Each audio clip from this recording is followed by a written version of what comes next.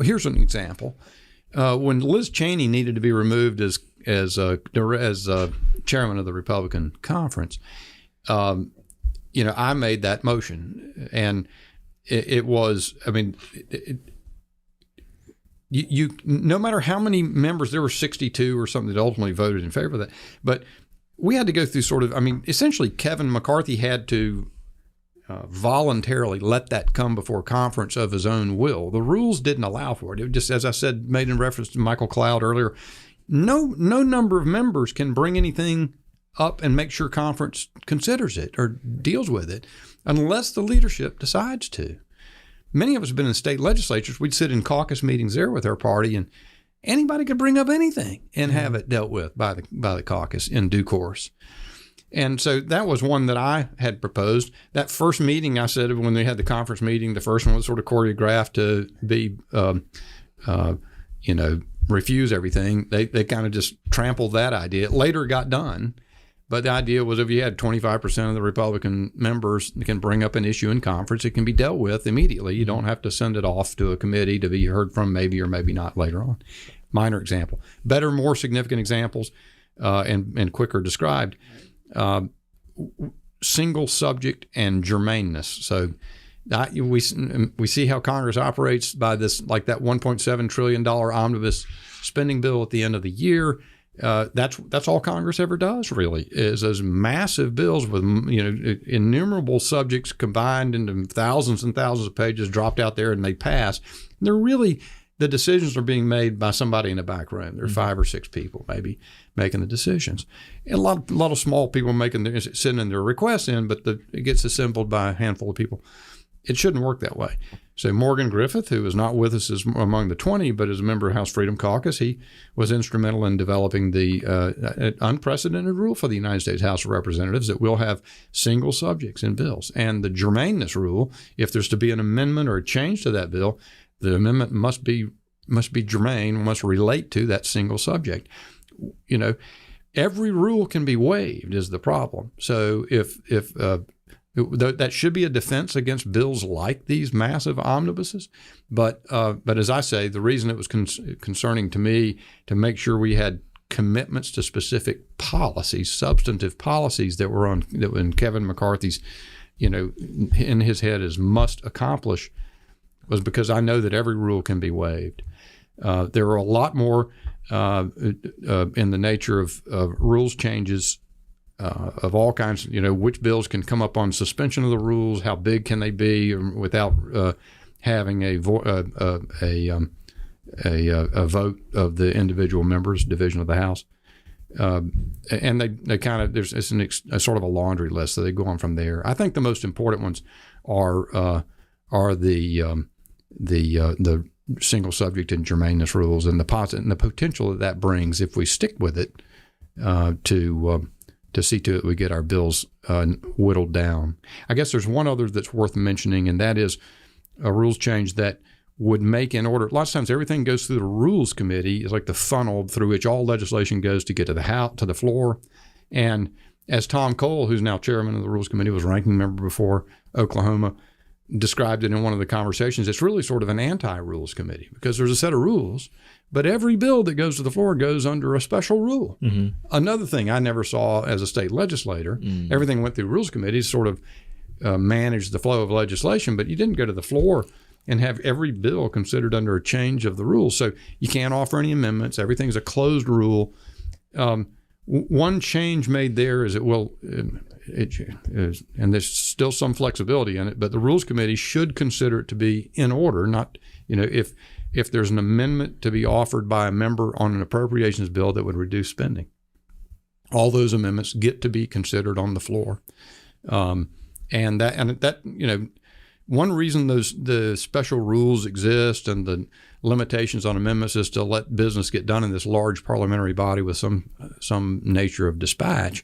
But what it has resulted in is it looks more and more like President Xi's Politburo than it does an American deliberative body, because it's just sort of like ceremonial votes. Whatever comes through rules, and then everything else is kind of canceled or made out of order, and you just have essentially ceremonial votes on the floor. I mean, I'm not told they're more than ceremonial, but it's not. It doesn't lend itself to the participation that should be going on, and we should be arguing over things. By the way, you've heard a lot of people say, "Was this like chaotic?" When we ultimately got into this, this isn't chaos. This is democracy, and we've gotten accustomed to seeing the omnibus spending bills so much that people don't even know what democracy looks like anymore. Yeah. So tell me about that a little bit, because I think that is one of the biggest disconnects between DC culture and what normal people think about when they think of how a legislative body works, is that for whatever reason, members of Congress don't want the negotiation to happen in public. Now, I could be uncharitable for all the reasons why that might be the case, but I'm curious, what's the steelman case for why they want that to be the case? Like, is there any good reasons why they'd prefer for these things to happen, behind the scenes? Well, I mean, I just made reference to likening what happens in the United States Congress to what happens in the Chinese Politburo, and I only mean that by way of sort of trying to make a point. But there is something about that ceremony, or giving the appearance of success, seems to be more important sometimes than actual success. I think it's the same sort of telegraphing messages to the voters: we're with you, and yet holding back or not really getting there when the rubber's meets the road. So if you think all those 20-something votes to repeal Obamacare, but when the real vote that mattered came along, they couldn't get it done. I think there's an artificiality there, and I got to say, in the first couple of days when we were extending the deliberations over the election of the speaker, the reaction from the public was not positive. I mean, there was condemnation raining down on our office back in the district, and here people were upset about it. They know they voted, the Republicans barely won. They want to see smooth operating, everything go like glass. And I think that it almost supplants the what they also know, which is they've had this experience over and over again where they see cosmetic things being said or done that don't ultimately follow through and become real. If I stay here not one more minute in Congress, I am not going to engage in cosmetic and lying to the people. It's a form of lying to the people. The Obamacare example is so interesting, right? Because you could tell a story, I think it carries a lot of water, where it was all those fake smooth votes that gave the appearance of unanimity in the conference that led to a world where there was no muscle memory for what the actual negotiating to get to a place where, was it Dean Heller and John McCain at the time could have actually voted for the repeal. Right. And so it's almost like it's like dysfunctional families who don't talk through their issues, and eventually one day just boils over and, someone screams and slams the door behind them and leaves like that.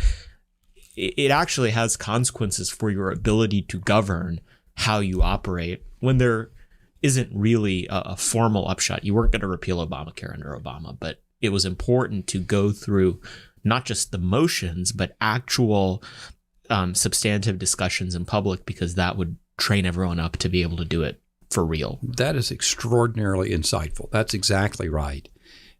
We have, and I would say one thing about that event, the extended speaker deliberation in January, in the first 2 weeks of first week of January, and what led up to it, it actually opened up conversations across conference for me and for those of us in the 20 that have never occurred before. So we spent 4 or 5 hours, a group of us, with members of the Tuesday group, which is one of the moderate factions within the Republican conference. We had ultimately there at the end, we were negotiating detailed agreement provisions with representatives of McCarthy, and those conversations are deeper and more extensive, and I got to know people better than I had before.